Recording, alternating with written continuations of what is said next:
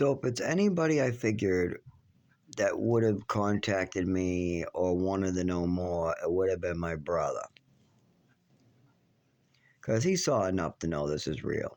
But I figure maybe they're trying to hold the family's money all at one, thinking I'm greedy or wanting to clean them out or something. I don't know. I don't imagine my brother being part of that. I don't imagine any of them. But I can imagine my father wanting to sink his teeth into I'm crazy and making this up for as long as he can, or trying to discuss this and waste as much time as possible instead of picking up a damn phone and calling me. I tried. I called him. I called him. I texted. I texted. I texted. I called my brother. Texted. I mean, how many calls do I got? And how many times do I got to talk and fall on the ground? How many ambulances do I got to take? I can't keep on doing this. If they want to help me, they would call me, right? They would. They're family. I've already called them and told them what's going on. My sister knows what's going on. My brother knows what's going on to a little extent. I have a whole YouTube channel I've given them. And on top of that, my father should know from years of this now. Not only that, in Gunkwit, Maine, like 10 years ago, I told him too. And it wasn't like that years before that, and years before that, and years before that. And he's seen in this with his own eyes. He saw me jump off the couch like I just got electrocuted when somebody barely touched me. That always happens. It's always happened. It has nothing to do with any sexual encounter, like the women sometimes say. I met 3 women who just always want to go there.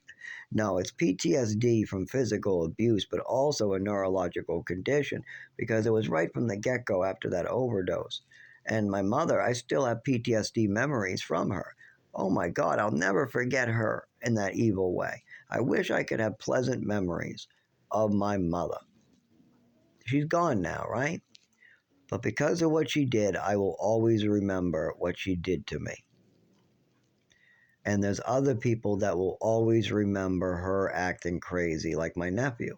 I bet if you go up to my nephew and ask about his younger years and ask about my mother's crazy behaviors and to say don't mention any names other than your aunt, your grandmother's, and mention about some of these behaviors that maybe you saw that you would call the most crazy behaviors that you ever saw. And he's either going to be blocking it out or have trouble because he was real young. And seeing your uncle get screamed at and hit with a ruler and smacked, and that was barely ever. He only saw it maybe like twice. I don't know how often. But we got in arguments and she would act crazy. And later, we would and he would have fun with it. He would have fun with it, and that's okay. All my family but my mother and my father acted okay.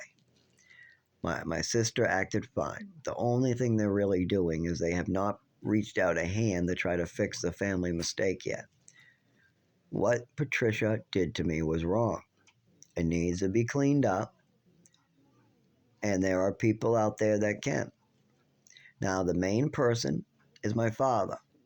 Now, nobody else has to take any responsibility and really can't undo or clarify or take those records out, or the big help has to come from my father. But they can drive me.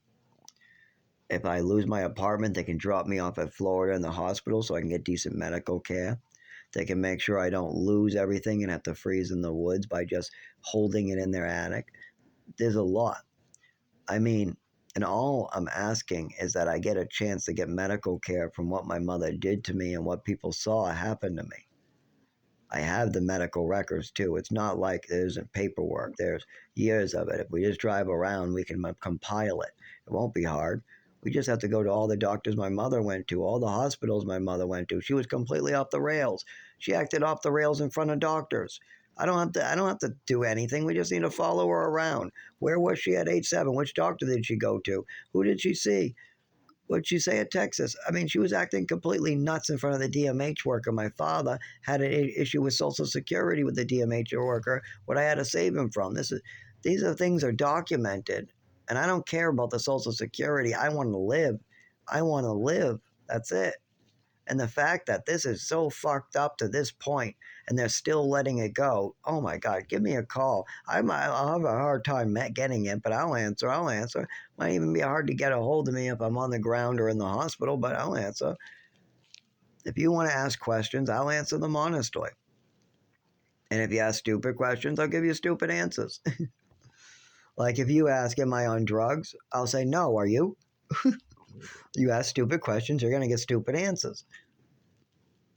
Like, for instance, I had this drunk once ask me if I smoked pot, and I said yes. And then I asked him if he was drunk, and he lied to me, and I walked away. I see a lot of this shit.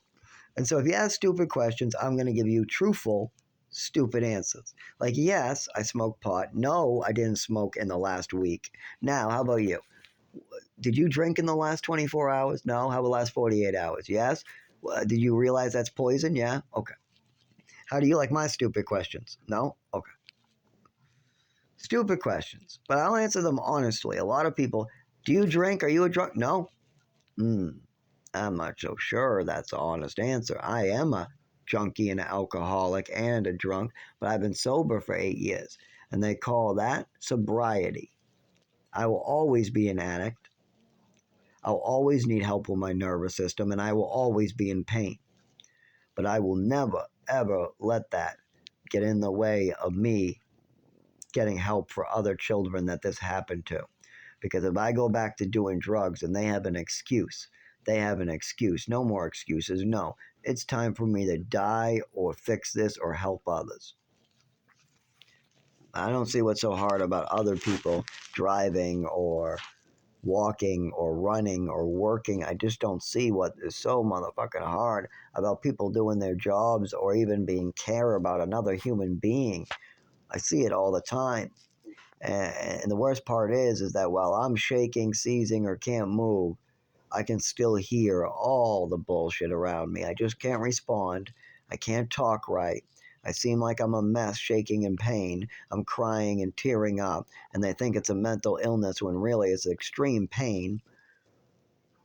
But as soon as I clear up the infection, then I'm back to normal, and then I can tell them off, and they're like, "What the fuck just happened?" Now he seems normal, and now he's very linguistic.